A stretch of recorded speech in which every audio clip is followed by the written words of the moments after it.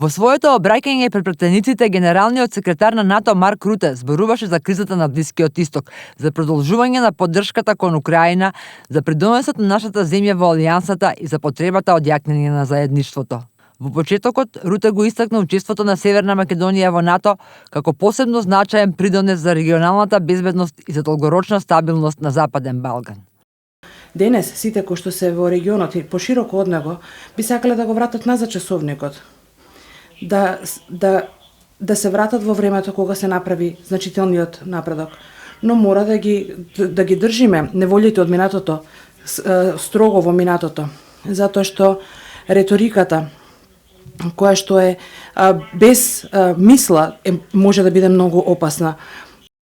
Во обраќањето пред собранието, во рамки на својата прва посета како генерален секретар на НАТО на Скопје, Руте се осврна и на соработката со заменичката генерален секретар Радмила Шаќеринска. Сакам да кажам дека без разлика од кој дел од Трансатлантската алијанса доаѓате, стоиме заедно со вас и заедно ќе продолжиме да бидеме заштитници на мирот и на безбедноста на нашите нации, рече Руте. Тој посебно се осврна на безбедносните предизвици со кои се соочува светот, како руската агресија над Украина и кризата на Блискиот Исток. Глобалниот надпревар се интензивира, а сојузниците се соочуваат со постојани закани од тероризам. Иран беше извозник на хаос. Опасноста која што ја представува Иран е далекусежна. Сојузниците мора да се свесни дека Иран не сме да поседува нуклеарно оружје и мора да обрнеме особено внимание на ова.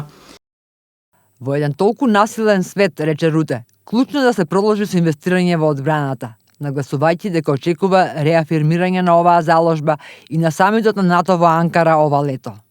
Генералниот секретар на Алијансата ја нагласи и потребата од заедничко действување на сите политички сили во однос на безбедносните предизвици.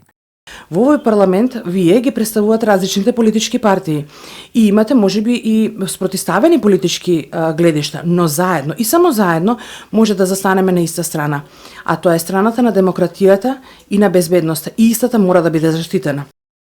На крајот од обраќањето, Марк Руте испрати порака до пратениците дека смета на понатамошна поддршка и на артикулирање на важноста од инвестиции во одбраната.